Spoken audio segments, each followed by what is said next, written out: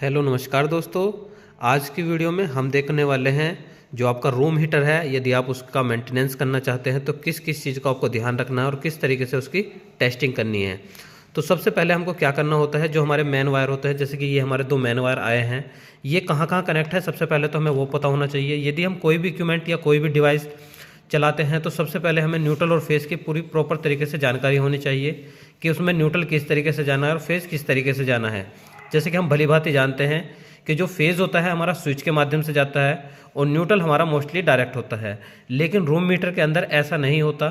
बहुत सारी safety precaution का ध्यान रखा जाता है और जैसे आप भी जानते हैं कि सर्दी का समय चल रहा है तो उसको मद्देनज़र रखते हुए आज की इस वीडियो में हम आपको बताने वाले हैं कि अगर आपका कभी रूम हीटर ख़राब हो जाए तो आप इजीली तरीके से उसे मेंटेनेंस कर सकते हैं। जैसे कि हमारे पास ये दो मेन पावर सप्लाई है, उसका जो एक वायर है हमारा स्विच में चला गया। अब स्विच में हमारे दो स्विच लगे हैं। दो स्विच का मतलब क्या होता है, इसमें दो रोड होगी। दो रोड किस तरीके से होगी, इस तरीके की दो रोड होगी। यानी कि यदि आप चाहते हैं एक रोड चलाना तो आप एक रोड चला सकते हैं, यदि आप चाहते हैं दोनों रोड चलाना तो दोनों चला सकते हैं। तो उस तरीके के इसमें कनेक्शन है। आपको लगता है कि जैसे मान लो एक रोड जो आपकी 400 वाट की है, आपको 800 वाट चलाना है तो 400 मतलब दो चल जाएगी, लेकिन दोनों ही ये पैरेलल ही है, श्रेणी क्रम में। स्विच इनका श्रेणी क्रम में है, ये जो लगी हुई है अलग अलग काम करेगी, तो वो सिर्फ लोड बढ़ेगा और कुछ नहीं होगा। उसके बाद जो आपका न्यूट्रल है, आपका जो न्यूट्रल है वो भी एक पुश बटन के माध्यम से गया हुआ है।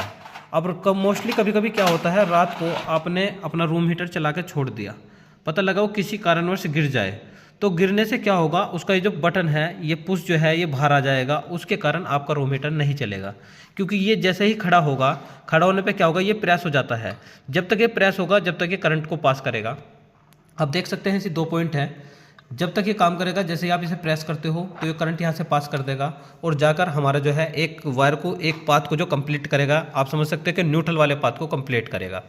तो ये सेफ्टी पर्पज़ से लगाया हुआ है, एज ए फ्यूज आप इसे मान सकते हो। यदि ये ख़राब हो जाए तब भी आपका जो रूम हीटर नहीं चलेगा, यदि कोई स्विच ख़राब हो जाए तो भी आपका रूम हीटर नहीं चलेगा। तो इसी चीज़ को आपको ध्यान रखना है। जैसे कि हमने इसमें नई दो रोड लगाई है और उसके इजली तरीके से देखो कनेक्शन कर दिए हैं प्रॉपर स्लिप लगाकर। स्लिप हम इसलिए लगाते हैं क्योंकि हम भी जानते हैं कि हीट सिंक वाली चीज़ है, जैसे हीटअप करती है तो उसमें बहुत सारी समस्या आ जाती है कि हीट करने के बाद आपका वायर फूक जाएगा अगर आप नॉर्मल वायर लगाते हैं तो इसलिए हम अच्छी क्वालिटी का वायर लगाएंगे। और जैसे हमने इसे कर दिया है, अब इसे हम कंप्लीट करने के बाद देखते हैं बिल्कुल प्रॉपर तरीके से कि वर्किंग में किस तरीके। देखिए दोस्तों, जैसे कि हमने पहले आपको दिखाया था तो उसके बाद हमने प्रॉपर तरीके से कनेक्शन कर दिए हैं, आप बिल्कुल देख सकते हो। और हमने यहाँ भी अच्छे तरीके से कनेक्ट कर दिया है।